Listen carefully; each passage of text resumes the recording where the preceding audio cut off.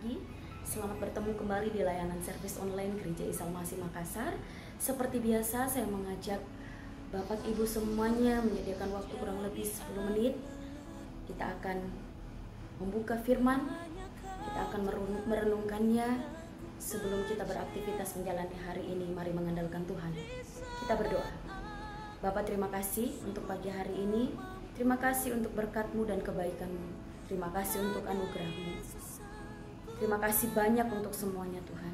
Saat ini sebelum kami beraktivitas, kami akan membaca merenungkan sebaran firman Tuhan. Firman-Mu akan jadi rema yang baru buat setiap kami Tuhan. Dalam nama Tuhan Yesus kami berdoa, mengucap syukur. Haleluya. Amin. Adapun judul renungan firman Tuhan yang saya ingin bagikan pagi hari ini, saya berikan judul Tuhan selalu tepat waktu, sekalipun kelihatannya seperti terlambat. Dan saya mengambil contoh kisah seorang yang bernama Yairus, yaitu kepala rumah ibadat. Kisahnya ada di Injil Markus pasal 5 ayat 3. Injil Markus pasal 5 ayat 21 sampai 43. Karena ayat ini cukup panjang, maka saya akan memotong sebagian.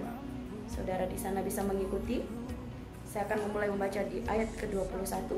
Sesudah Yesus menyeberang lagi dengan perahu, orang banyak berbondong-bondong datang lalu mengerumuni dia sedang ia berada di tepi danau. Ayat 22. Datanglah seorang kepala rumah ibadat yang bernama Yairus.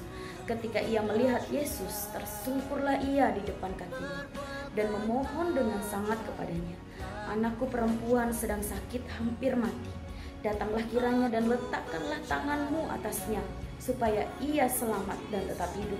Ayat 24, lalu pergilah Yesus dengan orang itu. Orang banyak berbondong-bondong mengikuti dia dan berdesak-desakan di dekatnya. Adalah di situ seorang perempuan yang sudah 12 tahun lamanya menderita pendarahan. Ayat 27, dia sudah mendengar berita tentang Yesus. Maka di tengah-tengah orang banyak itu ia mendekati Yesus dari belakang dan menjamah jubahnya. Ayat 34, maka katanya kepada perempuan itu, "Hai anakku, imanmu telah menyelamatkan engkau. Pergilah dengan selamat dan sembuhlah dari penyakitmu." Ayat 35, ketika Yesus masih berbicara, datanglah orang dari keluarga kepala rumah ibadat itu dan berkata, "Anakmu sudah mati. Apa perlunya lagi engkau menyusah-nyusahkan guru?" 36, tetapi Yesus tidak menghiraukan perkataan mereka dan berkata kepada kepala rumah ibadat, "Jangan takut, percaya saja." Ayat 39, sesudah ia masuk, ia berkata kepada orang-orang itu, "Mengapa kamu ribut dan menangis? Anak ini tidak mati, tetapi tidur." Ayat 41, lalu dipegangnya tangan anak itu, katanya, "Talita kum," yang berarti, "Hai anak, aku berkata kepadamu, bangunlah." Seketika itu juga anak itu bangkit, berdiri dan berjalan. Sebab umurnya sudah 12 tahun. Semua orang yang hadir sangat takjub. Ini kisah dari seorang yang bernama Yairus. Dia adalah kepala rumah ibadat.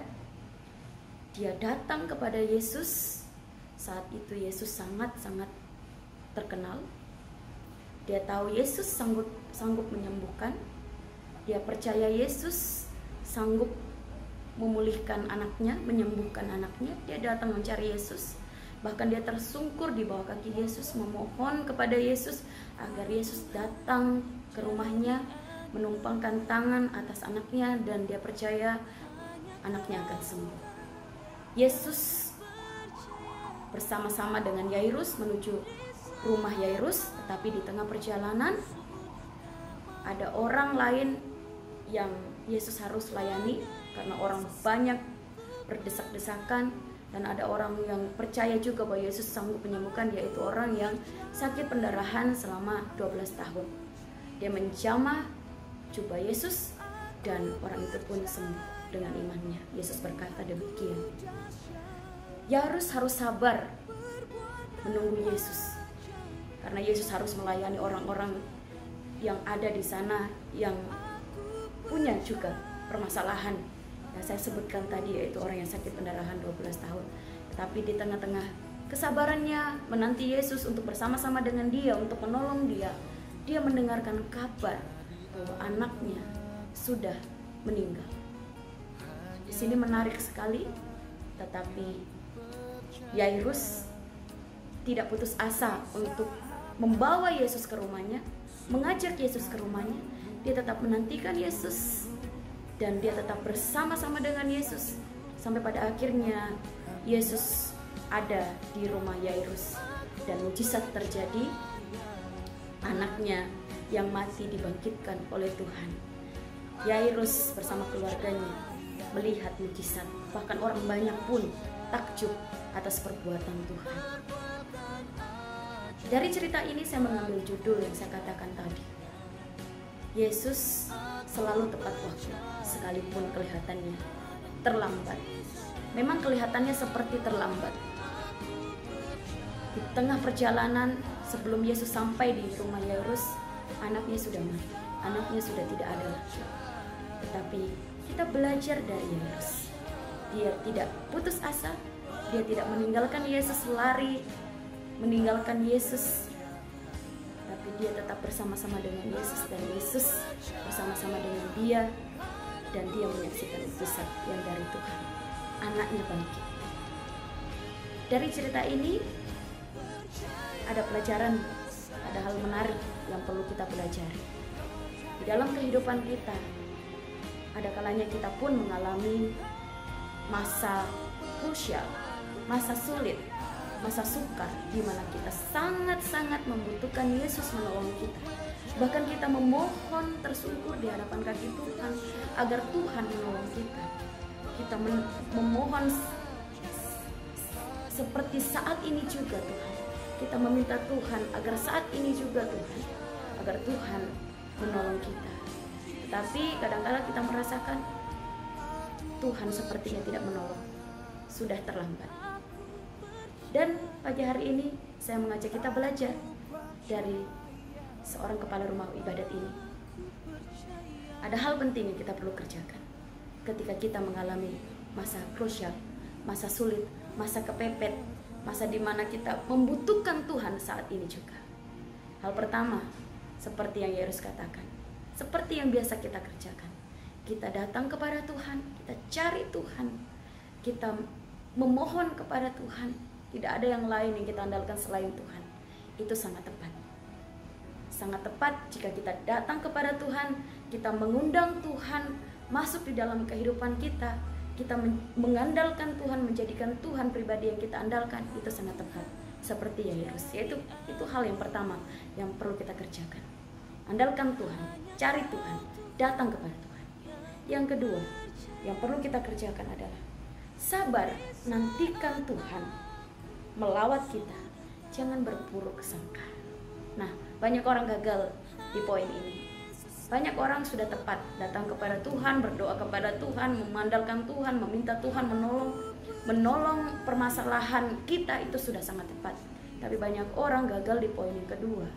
Ketika kita sudah datang berserah, memohon, berdoa kepada Tuhan dengan sangat, tetapi kelihatannya Tuhan tidak menolong kita. Di sini poinnya yang kedua, yaitu kita harus sabar. Tuhan sedang mengerjakan kemuliaan-Nya untuk kita. Kita percaya itu. Jangan berburuk sangka terhadap kita. Jangan berburuk sangka kepada Tuhan. Karena percayalah, Tuhan tidak pernah meninggalkan kita. Asalkan kita tidak berlari meninggalkan Dia dan mengandalkan kekuatan kita sendiri. Jangan berburuk sangka, kita percaya pasti ada maksud rencana Tuhan yang Tuhan ingin perlihatkan kepada kita, yang Tuhan ingin kerjakan buat kita, bahkan buat orang banyak, untuk mendatangkan hormat kemuliaan. Amin. Sabar mungkin kita butuhkan di saat kita sudah datang berdoa kepada Tuhan, tetapi kelihatannya Tuhan tidak menolong kita. Percayalah, Tuhan itu setia, tidak pernah meninggalkan kita. Yang kita kerjakan hanyalah kita perlu bersabar sedikit. Kita perlu bersabar. Kita perlu untuk percaya, tidak berburuk sangka terhadap Dia, karena Tuhan pasti menolong kita. Jangan kemudian berlari meninggalkan Tuhan ketika kelihatan Tuhan tidak menolong kita, ketika kelihatannya Tuhan tidak menjawab doa kita. Contoh Yairus, ketika kelihatannya terlambat, anaknya sudah mati. Kabar itu tentunya membuat dia drop, membuat down.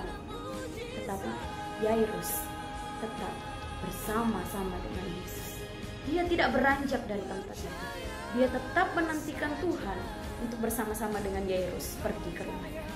Dan yang ketiga, jika hal itu kita kerjakan, maka yang ketiga, kita akan melihat mujizat.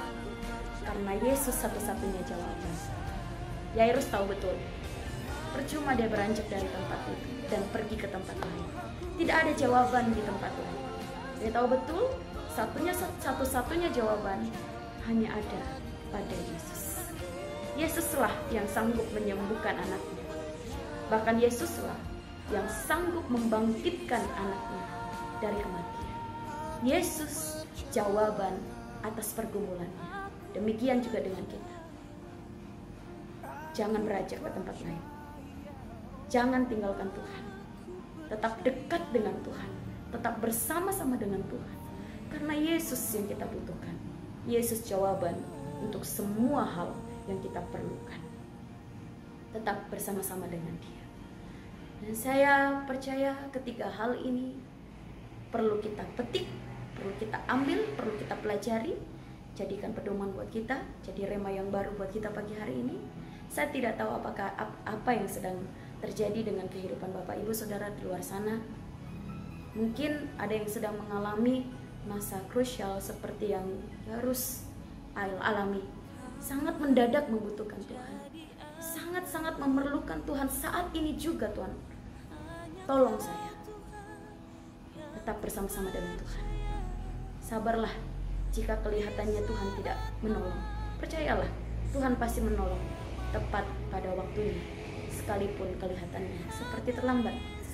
Jika engkau bersabar dan tidak berburuk sangka, dan kita percaya kepada Dia, maka percayalah kita akan melihat mujizat. Karena Yesus adalah jawaban untuk kita semuanya. Tuhan Yesus memberkati. Haleluya. Mari kita berdoa. Bapa, kami datang kepadamu pagi hari ini. Kami bersyukur kalau kami punya Tuhan yang bisa kami andalkan, yang bisa kami harapkan dan percaya dalam kehidupan kami. Engkau satu-satunya yang terpenting dalam kehidupan kami, Tuhan. Engkau cukup bagi kami, Tuhan. Ajar kami untuk terus mengandalkan Tuhan, bahkan bersabar menanti janji Tuhan. Tidak mengandalkan kekuatan kami, tidak beranjak ke tempat lain, tapi kami terus bersama-sama dengan Tuhan. Berkati umat-Mu, berkati siapapun yang sudah mendengarkan. Dalam nama Tuhan Yesus kami berdoa, mengucap syukur. Haleluya. Amin.